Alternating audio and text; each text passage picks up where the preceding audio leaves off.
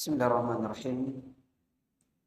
Assalamualaikum warahmatullahi wabarakatuh.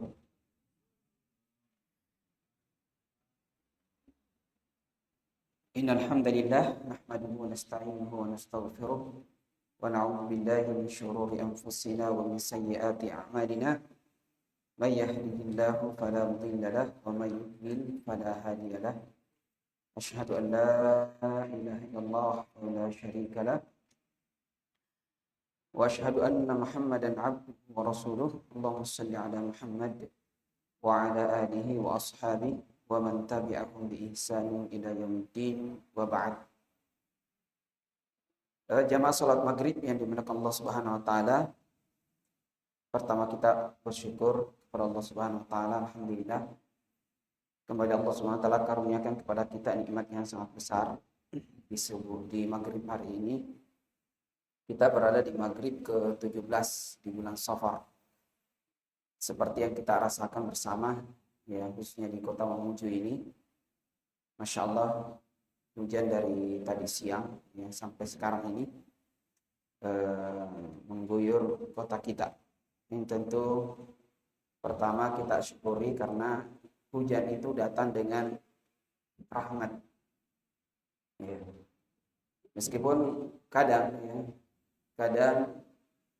menjadi ujian tersendiri, dan sepertinya jamaah kita menjadi yang salah satu yang diuji ya. Biasanya masjid kita ini tidak kurang dari 4 shaf ya kalau sholat maghrib ya, 5 shaf bahkan ya, karena hujan. Nah ini tentu hal yang dimaklumi ya. Bahkan nanti insya Allah akan ada pembahasan, walaupun tidak disebut dalam kitab ini, kita akan sebutkan kondisi-kondisi yang ada uzur tersendiri ketika hujan seperti ini, hujan yang sangat lebat. Ya. Ala kulli hal kita bersyukur karena Allah SWT karuniakan kita. Ya, makanya sempat ada jamaah bertanya apakah jadi taklimnya. Ya, biasanya ini sulit kita adakan ya, cuma karena alhamdulillah masjidnya dekat dari rumah. Ya, sehingga kita upayakan, apalagi kan sebelumnya kami tidak sempat hadir. Ala kulli kita banyak bersyukur kepada Allah Subhanahu wa taala, kita menyelesaikan salah satu ibadah yang sangat dicintai Allah Subhanahu wa taala. Dan seperti biasa di malam Senin, ya semoga ini satu kebiasaan baik kita di masjid kita ini, ya bersama-sama memakmurkan masjid kita dengan bersama-sama mempelajari ilmu yang sangat penting dalam agama kita. Ya, setiap malam Senin kita bersama membahas fikih ibadah. Ya, fikih ibadah. Ya, meskipun ini tentu hal yang bagian pertama yang kita akan pelajari, karena dalam fikih ulama kita membagi dalam beberapa bagian. Ya, fikih ibadah, fikih muamalat, ya, termasuk fikih nikah, ya. Bahkan termasuk persoalan makan dan minum itu dibahas dalam pembahasan fikih ulama kita. Termasuk dalamnya adalah fikul libas, ya, bagaimana aturan berpakaian. Ya, untuk bagian pertama ini ya kita membahas bagian paling utama yang harus kita ketahui bersama itu fikih ibadah. Dan pembahasan fikih ibadah kita sudah sampai pada pembahasan kitabus shalah. Pertemuan yang lalu jamaah Allah Subhanahu wa taala kita sudah menyelesaikan bab yang ketiga dari kitab ini, dari kitab shalah, tentang waktu-waktu sholat. Ini perlu kita ingatkan karena ini pembahasannya cukup panjang sampai 15 bab, ya 15 bab. Ya.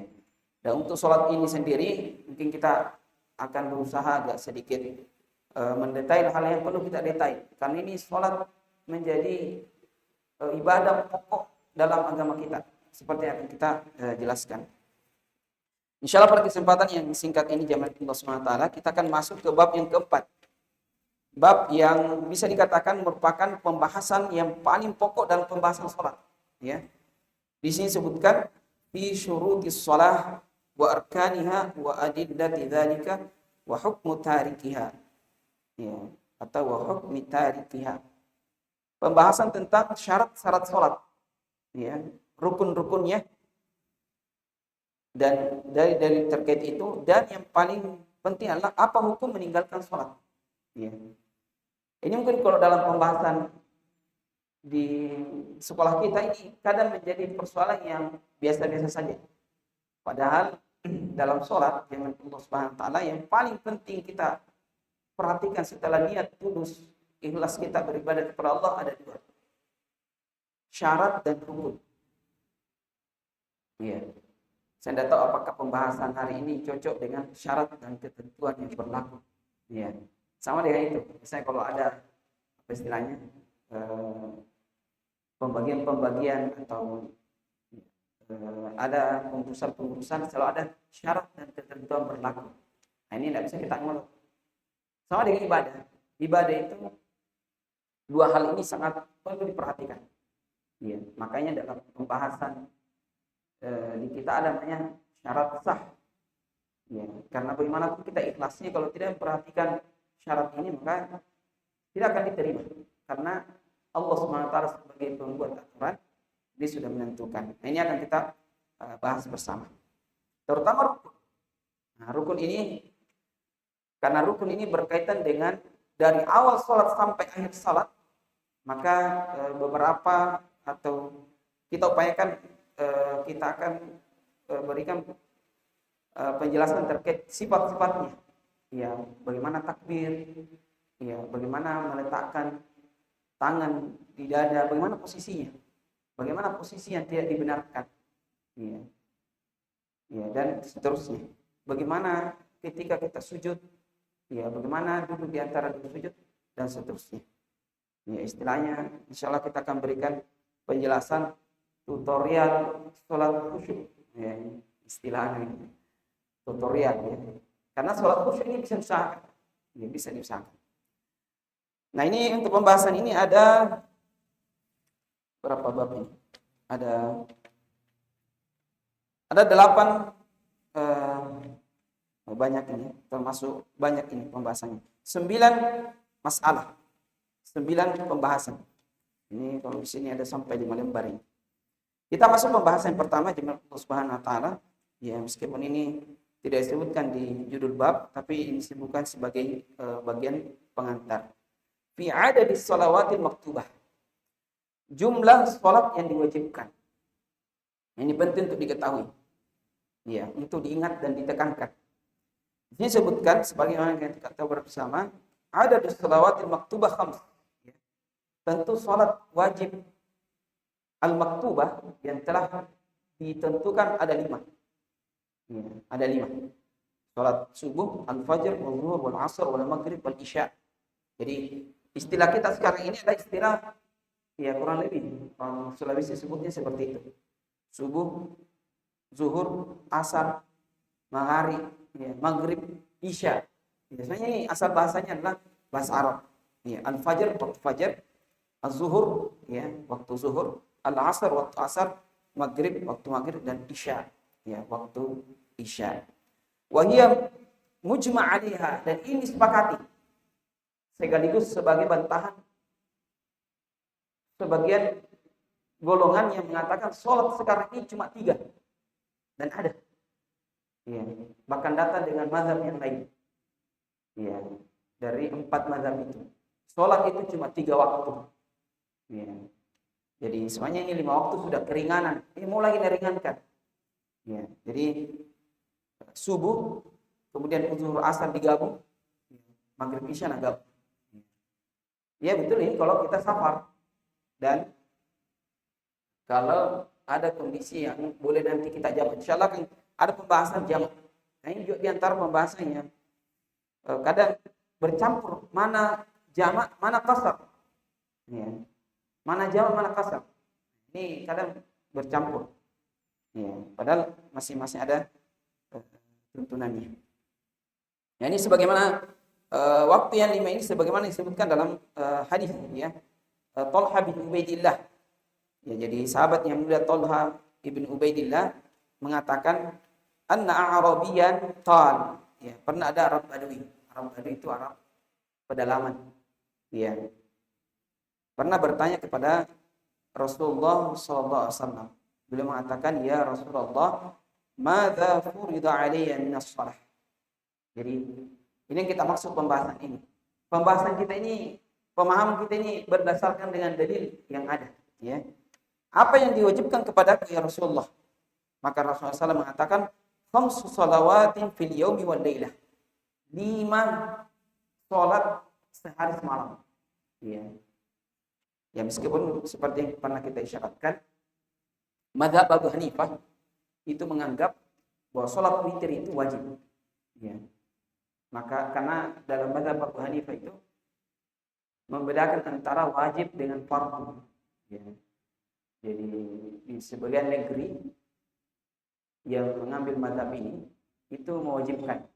Makanya kalau sudah sholat isya itu mereka wajib sholat witir setelah itu. Ya. Meskipun ini sholat sunnah memang sangat dianjurkan. Ya, tetapi dalil ini menunjukkan bahwa itu tidak wajib. Ya, tidak wajib. Meskipun sebagian ulama kita menganggap orang yang tidak menjaga sholat witir, ya maka ini di antara sesuatu yang bisa membuat tercela kehormatannya. Ya, ini tentu menggabungkan antara dua pendapat ini. Tetapi yang sesuai insyaallah dia tidak wajib. Ya, tidak wajib. Makanya yang paling ringan dari sholat witir itu adalah 1 rakaat. Ini bagian pertama.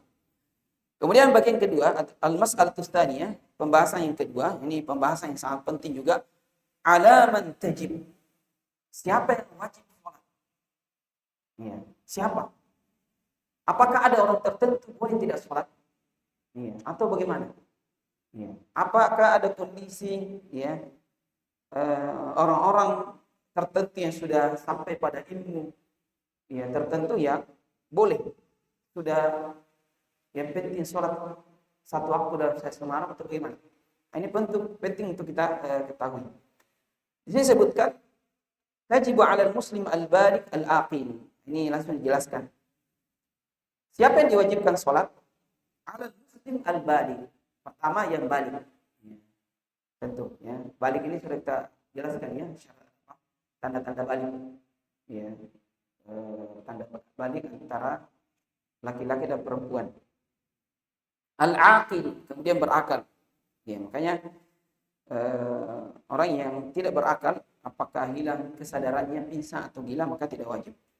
Ghairal haid wal nifasa. Selain yang haid dan nifas, maka pada kondisi haid dan nifas ini tidak wajib. Ya.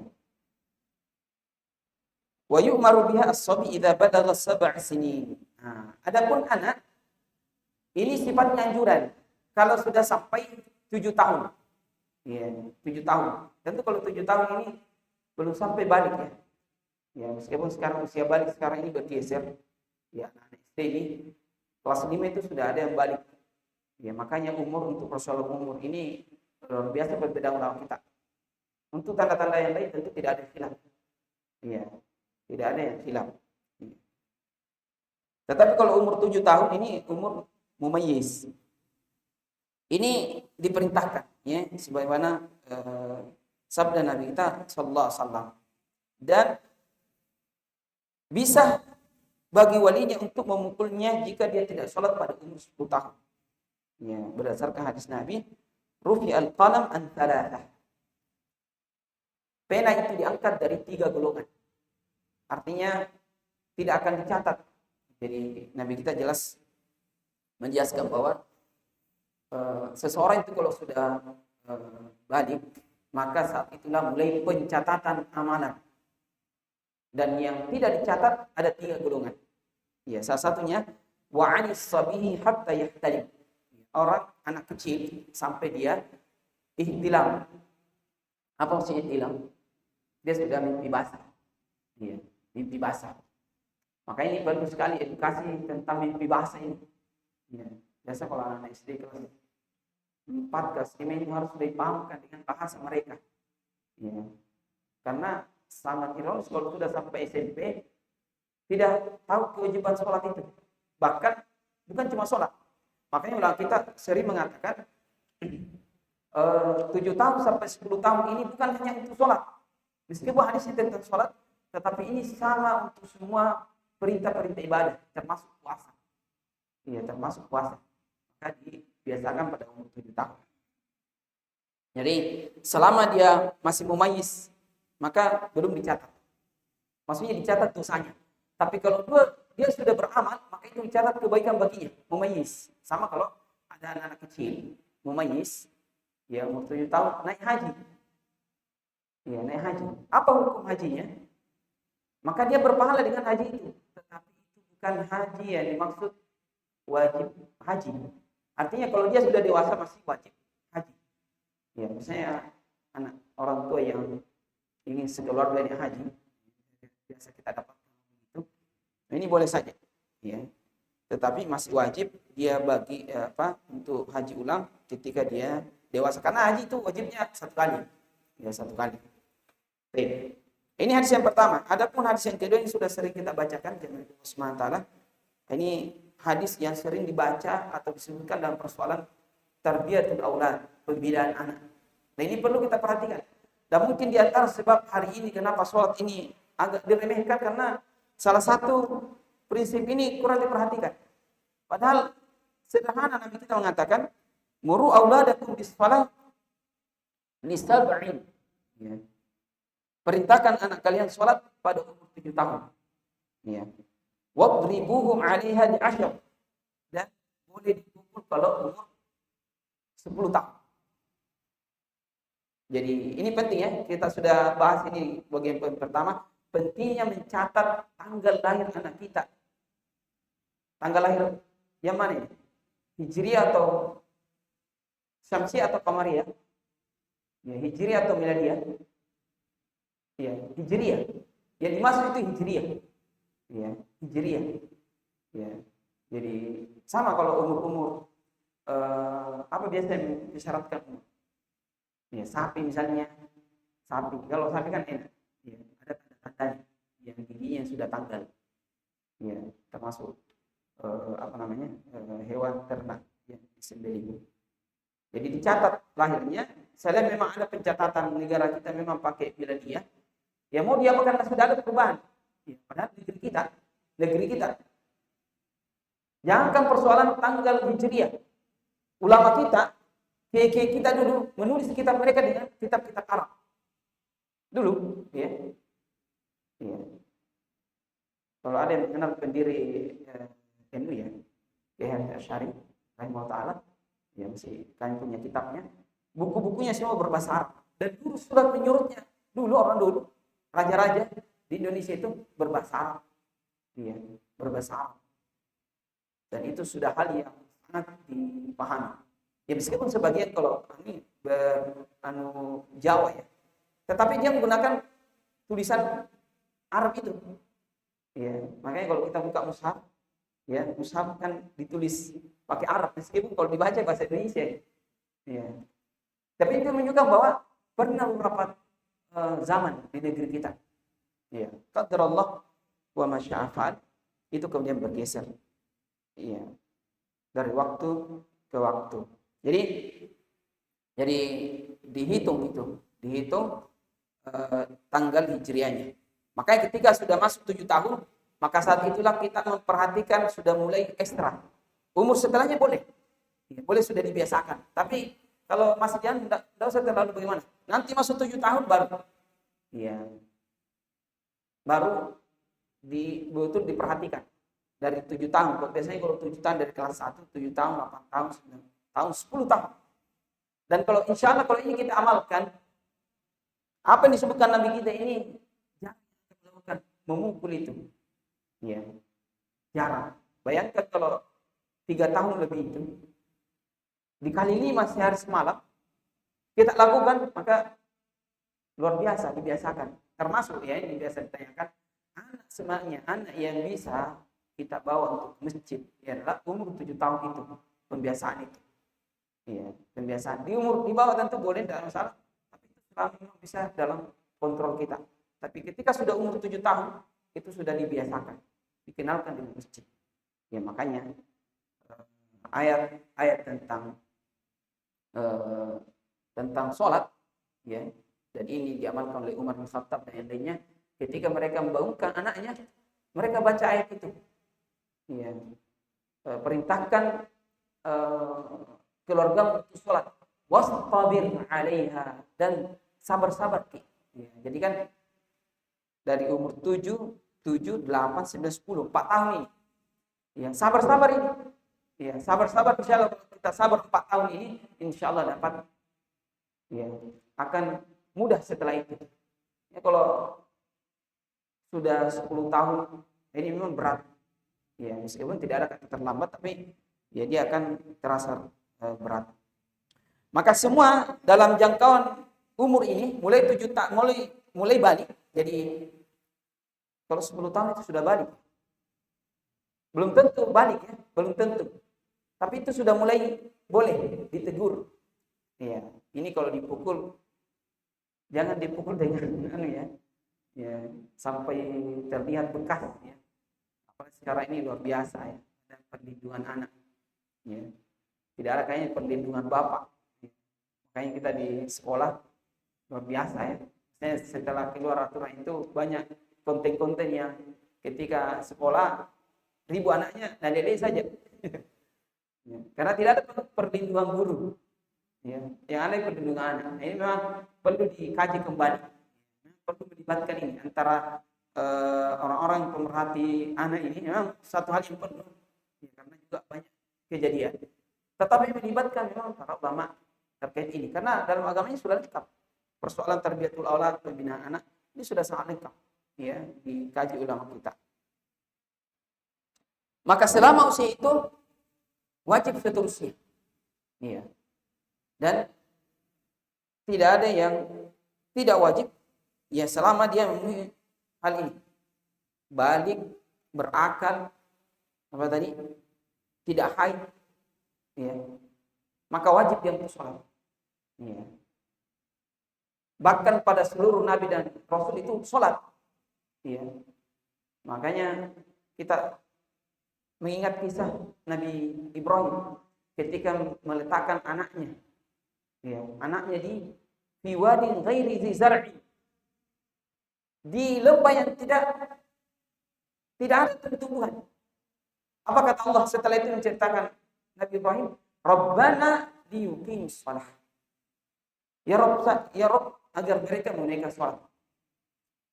Bukan amalan lain disebutkan, liyuqimus shalah. Ya. Bahkan kita mengingat kisah Nabi Isa ketika ibunya yaitu Maryam didesak. Kenapa ada anak ini? Tidak ada berita kau Anda pernah menikah. Kenapa ada anak ini? Didesak dan Allah SWT membuat Nabi Isa yang masih dalam buayan itu masih kecil. Itu kemudian berbicara. Dan disebutkan dalam surah Maryam. Dan di antara disebutkan wa awsani bis shalah wa zakah ma dumtu hayya. Dan Allah mewasiatkan, memerintahkan kepada saya untuk sholat dan zakat selama saya hidup. Ya. Makanya keliru kalau ada pemahaman ada orang tertentu tidak boleh sudah mencapai tingkatan tidak sholat. Ini pendapat yang sangat ekstrim dalam agama. Karena kalau ada orang boleh tidak sholat, maka tentu kita mengatakan siapa? Rasulullah SAW. Ya.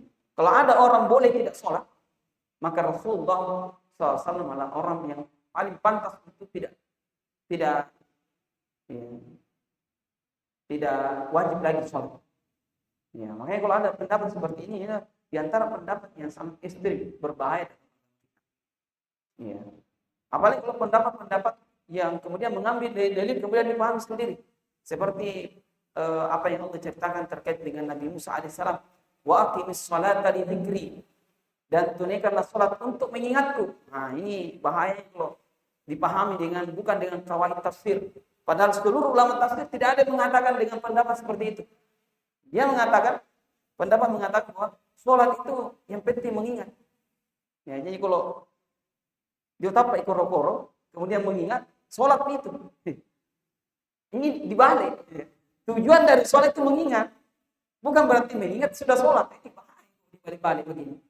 Dan tidak ada ulama tafsir di seluruh mazhab ulama yang mengatakan dengan pendapat seperti itu. Ya.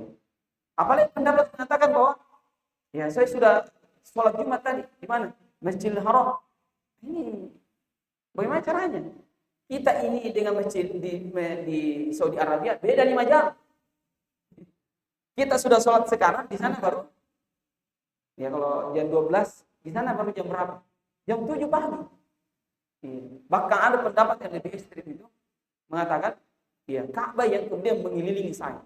Nah, ini pendapat-pendapat seperti ini untuk melemahkan. Makanya ada satu riwayat yang disebutkan terkait dengan seorang ulama, Abdul Qadir Al-Jailani rahimahullah ta'ala, seorang ulama yang sangat luar biasa. Ya, ini juga seorang ulama yang banyak dikisahkan dengan kisah-kisah yang tidak benar tentang beliau. Ya, ini seorang ulama yang dikagumi oleh Imam Ahmad. Beliau pernah sholat. Kemudian ada cahaya putih kemudian datang, kemudian cahaya putih bersuara, saya adalah Rob, saya adalah Tuhan. Dan saya wahyukan bahwa engkau sudah tidak perlu lagi sholat. Apa yang dilakukan oleh Abdul Qadir Al-Jailani rahimahullah ta'ala? Dia kemudian mengambil sandalnya, kemudian dilempar itu. Dilempar. Kenapa? Setan itu. Kenapa setan? Nah, tidak mungkin. Ya. Kenapa? Sholat itu sepanjang hayat. Ya. Makanya hati-hati untuk persoalan seperti ini. Apalagi kalau mengaku bermimpi, ya, seperti yang pernah kita isyaratkan. Ya. Sudah kita sebutkan bahwa sholat itu kalau mampu berdiri, kalau tidak duduk. Ya. Kalau tidak bisa duduk, baring. Kalau baring kan ada tuntunannya. Nanti insya Allah kita akan singgung juga. Kalau tidak bisa, ya terbentak sesuai dengan kondisi. Ya. Jadi sholat itu selama nafas. Ya. Kalau sudah tidak mampu sholat, ya bilang-bilang nanti disolatkan. Kenapa kita perlu tekankan ini jamaah Allah SWT? Karena musibah hari ini. Lihat anak-anak kita sekarang ini sangat meremehkan yang namanya sholat. Ya. Masalah kita bukan pada persoalan perekonomian. Masalah terbesar negeri kita adalah meninggalkan sholat. Masalah utama. Dan sholat ini bukan persoalan cabang. Ini juga salah satu hal yang perlu kita tekankan ini. Jadi ketika ulama kita menjelaskan tentang pembahasan pokok dan cabang, bukan antara akidah dan fikih. Ya. Jadi cabang itu bukan, karena kalau sholat ini kan sholat akidah atau fikih. Ya kalau dalam pembahasannya fikih, tapi dia bukan pembahasan cabang. Bahaya kalau mengatakan kan cabang gitu. Dan ada pendapat seperti ini. Ya. Bahwa sholat itu masih yang 5 waktu itu baru kulit-kulitnya. Wah, ini bahaya ini. Ya. Padahal kita diajarkan oleh Rasulullah SAW untuk memahami dalil agama ini dengan dalil. Ya. Dalil. Karena kalau agama ini dia diserahkan semua orang dengan akal-akalnya, maka jadilah hari ini. Ya, jadilah hari ini. Ya. Dan ini perlu menjadi perhatian kita bersama tentang sholat ini. Ya, sholat. Makanya Nabi kita sampai hembusan nafas terakhir beliau, wasiat yang sangat penting beliau, as-shalah, as-shalah. As-shalah, as-shalah. Umar bin Khattab, kita tahu Umar bin Khattab itu ditikam di waktu subuh. Karena saat itu tidak ada lampu. Ditikam oleh seorang yang munafik yang mengaku masuk Islam. Tetapi tujuannya untuk membunuh Umar bin Khattab. Ya, di subuh hari. Dan itu sudah dilumuri darah. Ya, dilumuri darah. Ditikam di subuh hari. Dan itu kemudian membuat beliau pingsan sampai kemudian membawa beliau kematian. Pada saat beliau pertama kali sadar, beliau mengatakan, apakah kaum muslimin sudah sholat? Apakah kaum muslimin sudah sholat? Dan ini memang diantara yang sangat kita sedihkan. Sekiranya kaum muslimin itu memperhatikan sholat waktu, maka akan luar biasa ya kehidupan itu. Ya. Makanya alhamdulillah menjadi hal yang kita syukuri, semangat di tempat kita ini mendirikan masjid. Ini hal yang perlu kita syukuri. Meskipun juga ya semangat ini tidak beriringan dengan semangat untuk mengajak orang ke masjid. Ya. Memang kita sadar kalau masjid yang ada memang belum cukup untuk kaum muslimin. Ya. Tapi yang ada juga ya memang tidak penuh. Ya, tapi kalau dihitung dengan jumlah kaum muslimin memang tidak cukup masjid. Maka ini ya semoga ini menjadi hal yang perlu kita perhatikan bersama. Ya, bagaimana Allah Subhanahu wa taala memperhatikan persoalan sholat, ya, ibadah para nabi dan rasul, ya, bahkan nabi kita sangat memperhatikannya. Ini bagian pertama. Kemudian bagian kedua, sekitar 5 menit lagi mungkin. Al-masalatu tsalitsah, bagian yang ketiga adalah fi syurutiha. Ini perlu untuk kita perhatikan. Syarat-syarat sholat itu. Ya. Alhamdulillah hari ini mungkin kondisi kita tidak seperti dulu. Tetapi agama kita ini bukan untuk orang seperti kita saja. Kadang ada kondisi-kondisi memang sholat itu sulit diadakan seideal mungkin. Maka perlu kita mengetahui mana standarnya. Artinya standar sah sholat itu katakan sah. Ya, ada dulu waktu banjir di Makassar 2012 ya, 2013, setelah beberapa tahun sebelumnya tidak pernah banjir seperti itu. Sebagian relawan itu harus sholat dengan kondisinya. Komposi basah kuyup. Iya, bertanya bagaimana nih sholatnya? Ya, karena dia sholat di kampus, bagaimana sholat ini? Ya sholat saja. Ya, karena tidak ada persyaratan harus kering. Ya. Nah, ini ada 9 poin. Ya, sebelum kita poin terakhir ini dimasukkan ke dalam rukun. Ya, ada perbedaan ulama kita untuk poin terakhir. Apakah dia syarat atau rukun? Yang pertama al-Islam. Ya, Islam. Makanya tidak sah sholat orang kalau belum Islam. Ya. Kalau dia sholat untuk belajar, ya boleh-boleh saja. Ya, karena amalan orang yang sebelum masuk Islam semuanya tertolak. Ya. Jadi, dan ini yang kita pahami. Ya, sebaik apapun dia. Makanya kita sangat sayangkan orang baik itu kalau tidak dia masuk Islam sangat disayangkan. Ya. Mau apa papi Anda? Ya. Kan kadang mengangkat tokoh-tokoh orang baik. Masalahnya dia tidak baik sama Allah. Itu masalahnya. Ya. Memang dia maafnya di apa semua manusia mungkin. Bahkan banyak orang mengatakan tomapia. Masalahnya dia tidak baik sama orang. Sama pencipta manusia. Ya. Allah SWT memberitakan untuk sholat, kemudian dia tak sholat. Ya. Ya mungkin jarang di kantor-kantor sekarang ini kalau lagi penerimaan karyawan yang ditanyakan sholatnya. Ada salah satu pemerhati pendidikan di Unika di Jawa,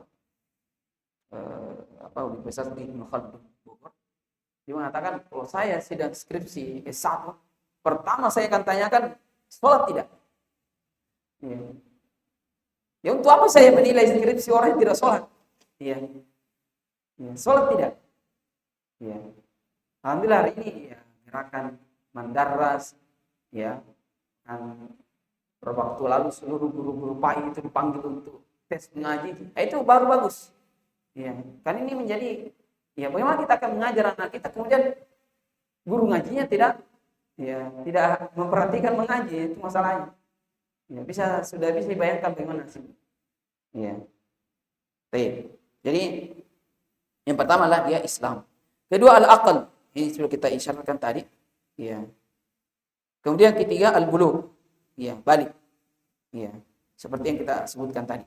Yang keempat adalah at-taharatu minal hadatsain. Suci dari 2 hadas. 2 hadas apa yang dimaksud? Hadas kecil, hadas besar. Ini sudah kita jelaskan. Ya, makanya perlu diingatkan anak kita mulai dari biasanya kalau anak sudah wudu di rumah tiba-tiba kencing. Ditanya, sudah wudu? Ya, misalnya mau main. Nah, naik dua apa? Biar anak-anak diingatkan gitu. Ya, sudah wudu. Ya, belum wudu lagi. Ya. Jadi persoalan dari dalam semua itu lain. Ya. Ma'ad qudrah itu selama dia mampu.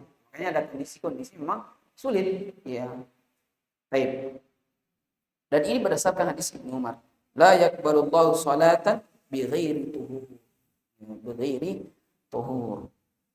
Allah tidak terima salat. Jadi Nabi kita mengatakan ini. Jadi tidak bisa kita kemudian mengatakan, urusan Allah Ta'ala. Ya memang urusannya Allah. Dan Allah mengirim nabinya untuk mengatakan salat tidak diterima tanpa bersuci. Ya. Itu masalahnya.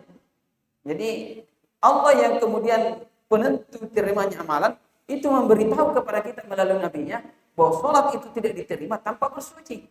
Ya. Jadi kalimat itu tadi benar. Allah yang menerima amalan itu setelah kita datang dengan syaratnya. Kalau sudah memenuhi syarat, kan tidak semua yang misalnya apa ya, tes CPNS misalnya yang sudah memenuhi syarat diterima. Ya tergantung yang bagian penerima diterima atau tidak. Nah, itu setelah kita memenuhi syarat maka ya kembali kepada yang memiliki hak untuk itu. Dan untuk sholat Allah SWT yang berhak untuk menerima atau tidak. Ya, ini yang keempat. Yang kemudian yang kelima, dukhulul waktu sholat. Ya, waktu sholat. Ya, ini sudah kita lewati satu pembahasan. Sudah masuk waktu sholat. Ya. Jadi bukan hanya persoalan ikhlas. Perhatikan waktu sholat ini sudah. Kalau tidak salah 2 kali pertemuan yang kemarin kita ingatkan bebek muazin yang untuk memperhatikan waktu sholat. Kemudian keenam, sitrul aula ma'al qudrah. Ya. Bi syai'in la yasiful basyarah. Menutup aurat semampunya. Selama pakaian itu tidak mensifatkan kulit, tidak tembus kulit. Kalau pakaian ya, tembus kulit itu tentu tidak dibenarkan. Nah, masalahnya sekarang apa batasan aurat? Nah, batasan aurat. Ini kita singkat di sini kalau waktu dekat. Wa auratur rijal wa auratur rajul al-baligh ma baina surra wa rukbah. Aurat laki-laki dewasa itu antara surrah, pusar, posisi, wa rukbah dan lutut. Ya, meskipun sini ada khilaf. Apa maksudnya ini? Apakah dia batas? Maka tentu kita mengambil pendapat yang lebih hati-hati. Maksudnya lah menutupi pusar dengan lutut. Misalnya ya gini, ini seperti ini kita sering sebutkan karena kondisi dahulu para sahabat, para ummahat itu kondisi yang sangat miskin. Iya. Ya, jadi kalau ada misalnya tidak memiliki pakaian dan waktu sholat sudah mau habis, maka sah dengan sholat itu. Ya. Dan ini berdasarkan perintah Nabi kepada Jabir radhiyallahu anhu. Nabi kita mengatakan idza shallaita fi thawbin wahid. Ya, kalau kamu sholat menggunakan satu kain. Jadi begini. Idealnya itu 2 kain. Ya. 2 kain. Dulu Nabi 2 kain. Kalau kita pernah umroh, itulah pakaian yang digunakan Nabi. Pakaian 2 kain itulah sarung dengan rida. Jadi bawahan dengan atasan. Apa? Pakaian bawah dengan pakaian atas. Iya. Persis seperti umroh itu. Nah. Kalau seperti ini berapa? Kalau juga ini 1 kain atau 2 ini? Jadi yang seperti ini bukan pakaiannya tadi. Jadi pakaiannya itu sarung. Jadi sebenarnya memakai sarung itu sunnah. Suruh kain apa? Sarung dengan atasan. Tapi kalau cuma 1, kata Nabi kita, kalau fa in kana wasi'an faltahib bihi. Kalau lebar kain itu maka lilitkan badan. Ya. Dan kalau sempit maka cukup untuk sarung saja menutupi itu batasan. Sah. Ya, meskipun jangan besok ada yang datangnya banyak boleh masih ya. Ini ukuran sah. Ini belum mengatakan adab. Meskipun dalam hadis lain Nabi kita mencela, melarang orang yang sholat tidak tertutupi anunya. Iya. Apa namanya ini? Ya, buah baunya ini, tidaknya. Saya dulu masih di pesantren bertanya orang tua di kebun itu, bapak kan di kebun itu susah kayaknya. Kalau hujan dipakai, kemudian pakai saja. Sarung saya kemudian handuk ditutup ini. Saat itu mengatakan, bolehkah begini? Ini loh ini bagian dada itu laki-laki. Ternyata itu yang diperintahkan Nabi. Ya. Jadi ini kalau sulit kainnya, sarung ditutupi apa pusar dengan lutut, kemudian handuk kecil saja tertutup ini pundak ini, bawah ini. Ya. Jadi kalaupun tidak, maka sebatas itu. Ini kalau kita di rumah ya. Dan tentu saya kira untuk kondisi kita hari ini itu sangat jarang. Makanya bagus nih kalau masjid selalu menyiapkan 2 kain ini. Tapi orang umumnya sarung saja sudah cukup. Ini untuk laki-laki. Untuk perempuan kulluha aurah, seluruhnya kecuali wajah dan telapak tangannya. Ya, kecuali wajah dan telapak tangannya. Dan untuk ini insyaallah nanti kita akan sebutkan untuk poin 6 ini masih tersisa 3 poin. Ini kita tidak usah cepat-cepat supaya tidak terlewatkan beberapa faedah yang disebutkan dalam kitab ini. Demikian mungkin untuk pembahasan kita. Mungkin tersisa 3 menit mungkin sebelum Isya. Kita persilakan kalau ada hal-hal yang ditanyakan. Demikian kurang jauh dimaafkan. Kita tutup. Subhanakallah bihamdik. Asyhadu an la ilaha illa anta astaghfiruka wa atubu ilaik. Assalamualaikum warahmatullahi wabarakatuh.